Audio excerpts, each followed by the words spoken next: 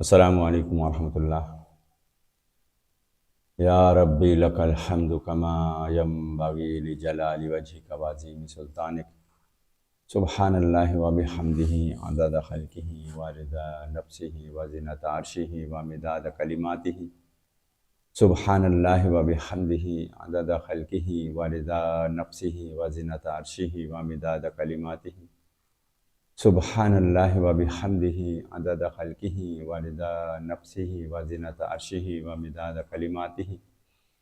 अल्लाहुम्मा सल्लि अला मुहम्मदिन व अला आलि मुहम्मद कमा सल्लैता अला इब्राहीम व अला आलि इब्राहीम इन्नका हमीदुम मजीद। अल्लाहुम्मा बारिक अला मुहम्मदिन व अला आलि मुहम्मद कमा बारकता अला इब्राहीम व अला आलि इब्राहीम इन्नका हमीदुम मजीद। या अल्लाह, हमारे सगीरा कबीरा गुनाह उनकी हर किस्म और ज़र्रा ज़र्रा माफ़ कर दे, उनको नेकियों में तब्दील फरमा दे। या अल्लाह, हमारे मरते दम तक होने वाले सगीरा कबीरा गुनाह उनकी हर किस्म और ज़र्रा ज़र्रा भी माफ़ कर दे, उनको नेकियों में तब्दील फरमा दे। सिलसिला चल रहा था जादू और जिन्नात का। तो एक मरतबा मैं एक ऐसे घर में गया कि जहाँ वहाँ पर वो जिन्नात उनको सामान नहीं उठाने दे रहे थे। जब फ़ोन पे उनसे बात हुई तो उन्होंने जब ये कहा तो मैं 2-3 मरतबा रिपीट किया। मैंने कहा सामान ले जाने नहीं दे रहे या उठाने नहीं दे रहे? कह रहे सामान उठाने नहीं दे रहे हमारा। तो मैंने कहा अच्छा चलो। तो वो जाते हुए रास्ते में बता रहे थे कि जब वो मकान 5 साल से बंद था, तो ये बंद घरों के अंदर पहले भी मैंने जो वाक़या सुना है उसमें भी ये था कि वो 1.5 साल से बंद था मकान, ये 5 साल से मकान बंद था। तो वो उनको सस्ता कहीं मिल गया होगा, ले लिया, किराए पे लिया था।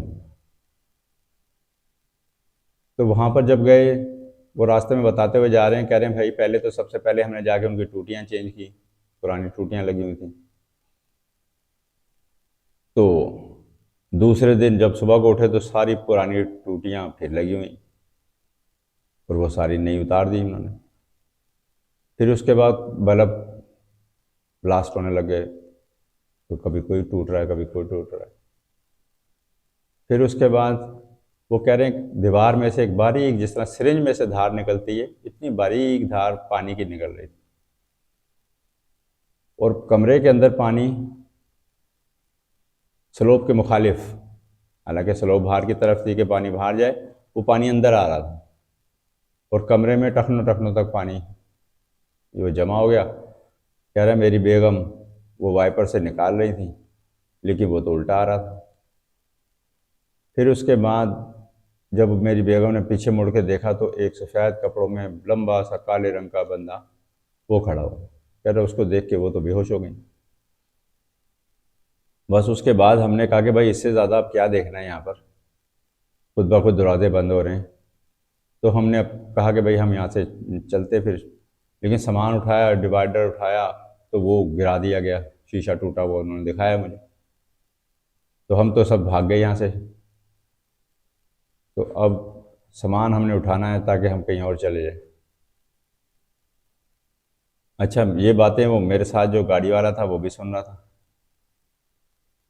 तो जब उधर गए मकान पे, मैंने उससे पूछा, मैंने कहा चलो भैया ऊपर चलते हैं। कहता है भाई इतना कुछ सुनने के बाद भी ऊपर जाना है? मैं तो नहीं जा रहा ऊपर। वो डर गया। 3rd फ्लोर पे था। वो गए ऊपर, जाके अल्लाह तौबा की।